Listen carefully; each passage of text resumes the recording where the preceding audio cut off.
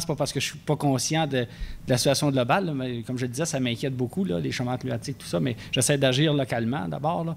Et où le cloisonnement au Québec, je trouve qu'il est dommageable, c'est entre les instituts de recherche et les vulgarisateurs. Dans la chaîne de transfert technologique, on a les chercheurs et professeurs. Les vulgarisateurs sont très importants aussi. Et finalement, la destination ultime, c'est-à-dire, dans mon cas, les producteurs agricoles. Et il y a un cloisonnement assez flagrant entre les instituts de recherche, incluant les facultés d'agronomie, et les vulgarisateurs au Québec. Et moi, j'ai eu l'occasion de travailler à l'extérieur du Québec il y a quelques années. Et puis, je peux vous dire qu'on est vraiment particulier là-dessus. On a un rattrapage à faire de ce côté-là. Là, c'est des tours, des chasses gardées, les instituts de recherche et les facultés d'agronomie. Puis je pense que on devrait... D'ailleurs, aux États-Unis, des personnes comme moi sont des employés des universités d'État, là, sont des agents d'extension qui appellent, donc des vulgarisateurs à l'emploi des universités, très souvent, des facultés. Et je pense que ça, c'est beaucoup plus dommageable. Ça fait longtemps que je n'ai pas eu de contact, là. Moi, je lis beaucoup de littérature scientifique produite par des chercheurs, mais si je ne faisais pas ça, je n'aurais pas beaucoup de contact direct avec des professeurs, des chercheurs, pour faire des travaux sur le terrain. Et ça, je trouve ça dommageable, là. Monsieur Luguet, vous avez été... OK. Oui, madame.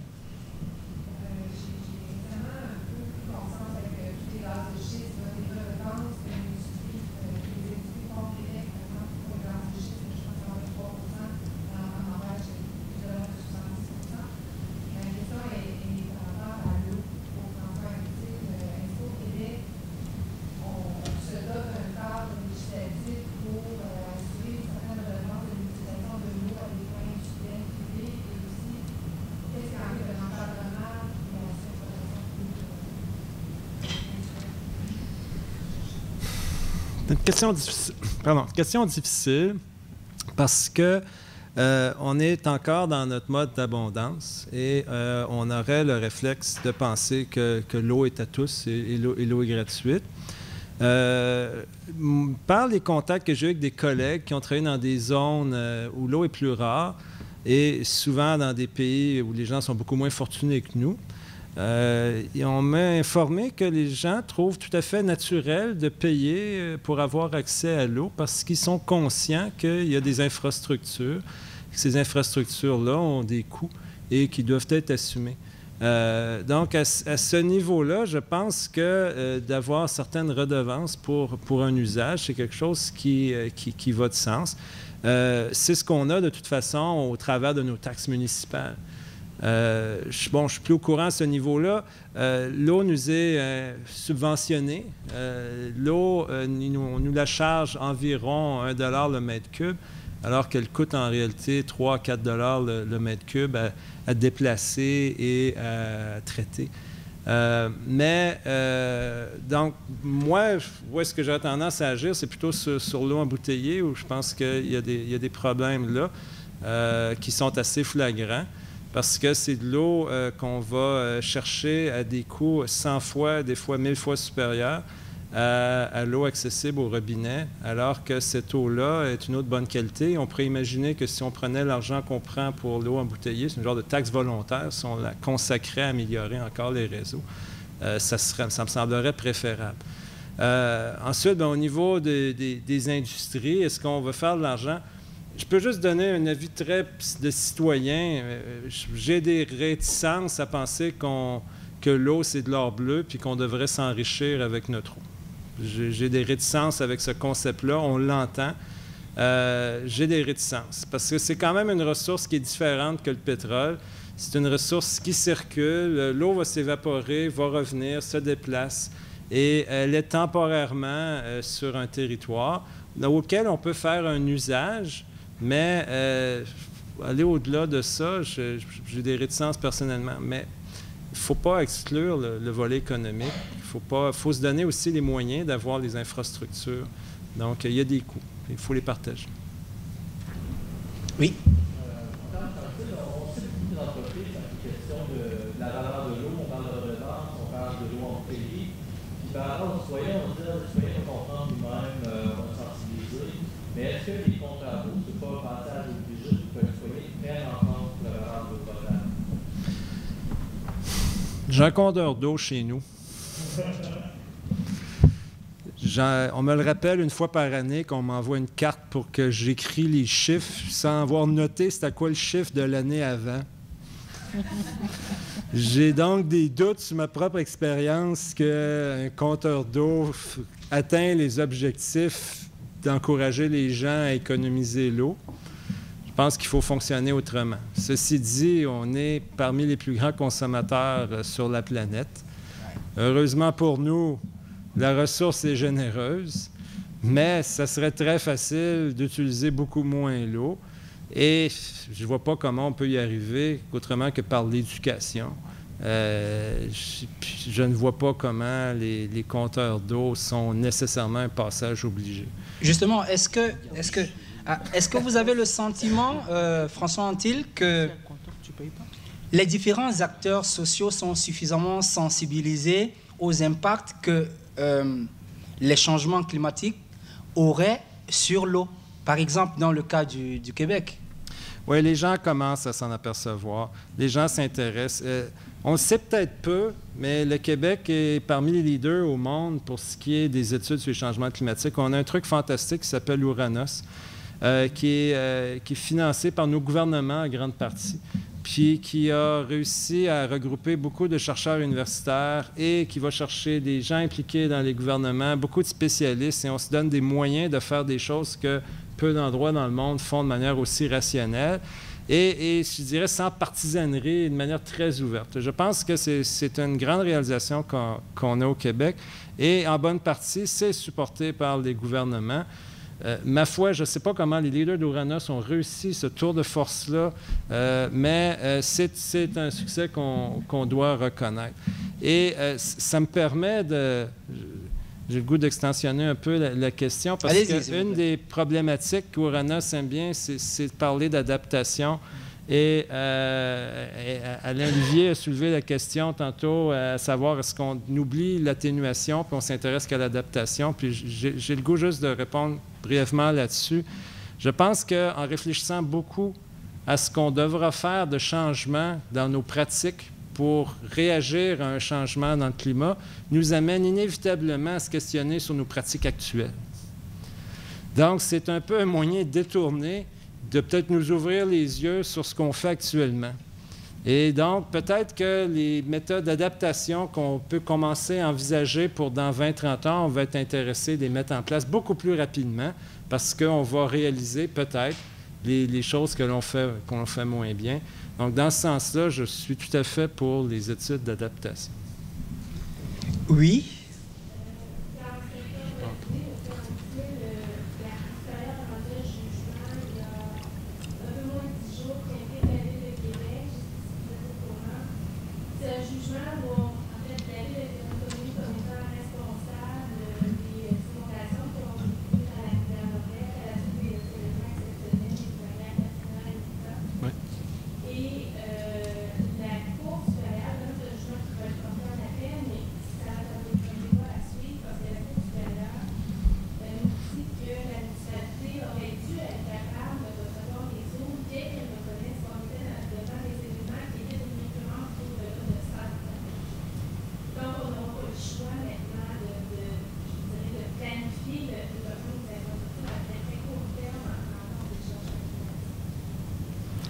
Je n'ai pas étudié là, les conséquences de cette décision-là. Je l'ai entendu à la radio, un peu comme tout le monde. Ma réaction à ça, je dirais, est deux niveaux. Le premier niveau, c'est que j'ai beaucoup de difficultés avec notre société actuelle où on ne veut pas assumer nos responsabilités, puis qu'on voudrait que la collectivité assume nos responsabilités. Si j'habite sur le bord d'une rivière, j'ai des risques. Mais je voudrais habiter sur le bord d'une rivière et avoir le risque zéro. Et ce risque zéro-là, l'endroit où on a moins de chances de se faire inonder, c'est au sommet d'une montagne. Donc, c'est que dans ce sens-là, si on choisit d'aller habiter près d'une rivière, j'ai beaucoup de difficultés à ce que ce citoyen-là se retourne pour dire que j'ai été inondé et c'est donc que je mérite dédommagement. Où est-ce que ça devient beaucoup plus compliqué dans le cas de la rivière Lorette? c'est que naturellement, la rivière n'est plus tout à fait naturelle. Il y a eu toutes sortes d'aménagements faits par la ville ou autorisés par la ville ou des aménagements de citoyens ou autres. Et c'est là qu'on tombe dans des zones grises. Et je ne sais pas si nos systèmes de justice et de loi actuels sont bien équipés pour comprendre ces dynamiques-là qui sont extrêmement complexes. Dire, quand il y a eu ces inondations-là, il y a un journaliste qui m'a appelé puis qui voulait tout simplement que je marche le long de la rivière avec lui puis que je lui pointe les mauvais aménagements. Vous comprendrez que je n'ai pas accepté son offre. C'est pas si simple que ça. Tu peux pas te pointer comme ça et dire ça c'est une erreur. C'est beaucoup plus complexe que ça.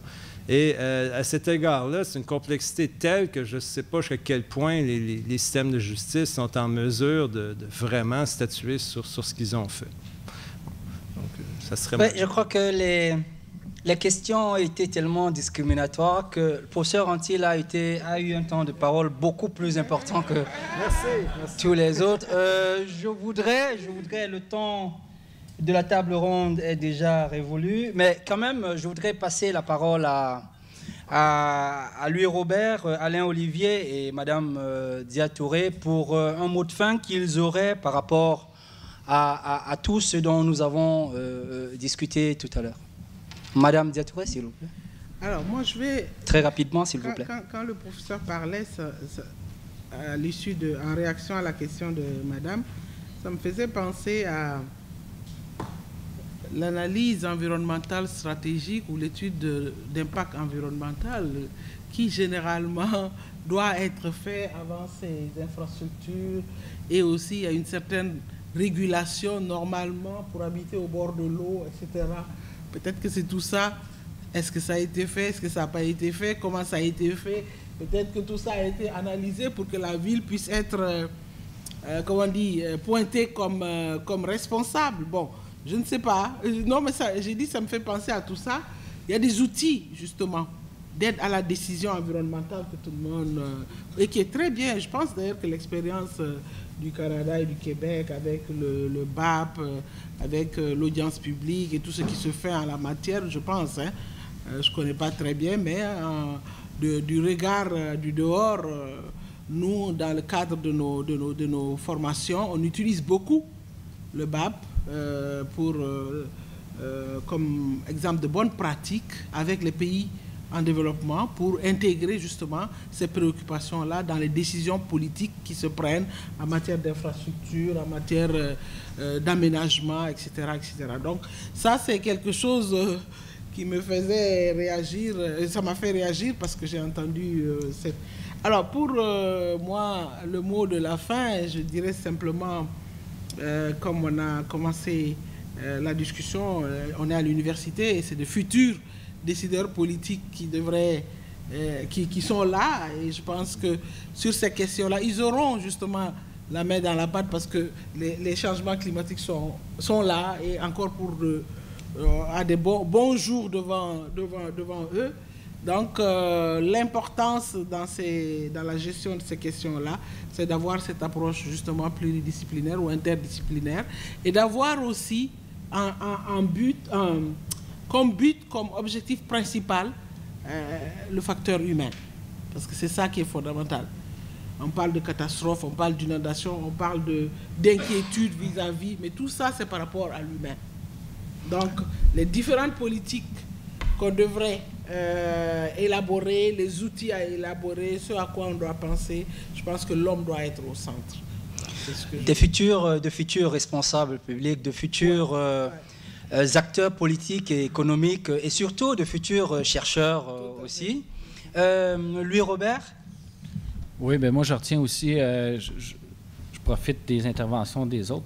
D'ailleurs, je suis très content d'avoir participé à cette table ronde. Bravo pour l'organisation, les organisateurs. J'espère que ça se fera dans d'autres secteurs aussi. Mais donc, moi, je retiens le facteur humain. Oui, l'éducation, la formation, le développement des compétences, c'est là-dessus qu'il faut miser. Puis au Québec en particulier, dans mon domaine d'action, je vais essayer d'y travailler. Je pense que c'est là qu'on doit mettre les priorités. Merci bien. Allez, Olivier? Ah, je suis gâté. Je pense que depuis plusieurs décennies, on a beaucoup mis en opposition environnement et économie, par exemple, et avec un discours dominant qui était souvent de dire il faut penser d'abord à l'économie, puis l'environnement après, si ça ne nuit pas trop à notre économie. Il y a quand même des gens qui disaient l'inverse, il faut penser à notre environnement, puis même si ça a un impact économique négatif, l'environnement est plus important. Il y a de plus en plus de gens qui vont dire ça, puis je trouve ça quand même intéressant qu'on puisse juger que la qualité de l'eau ou la qualité de l'air qu'on respire, ça se mesure pas seulement en termes économiques.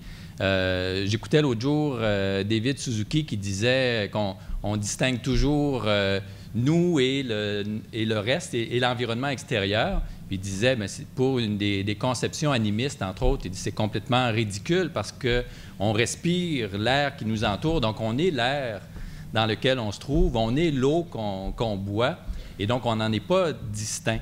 Donc maintenant, on est dans un contexte où on se dit il y a des changements qui ont commencé, des changements qui s'en viennent, il faut s'adapter à ces changements, puis je pense que ça nous donne peut-être une opportunité de voir les choses autrement dans cette opposition entre environnement et économie, parce que là, on est clairement dans un contexte où on peut dire l'adaptation est nécessaire à notre économie.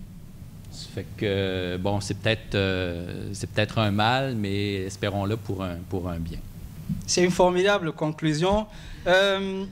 Nous avons largement débordé le temps qui nous était imparti. Cela signifie que nous sommes très heureux de ce que vous avez pu nous dire. Et pour cela, je demande à la salle d'applaudir.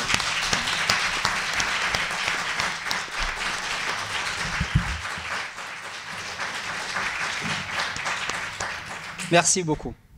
Merci beaucoup. La suite du colloque, c'est la présentation des œuvres d'art.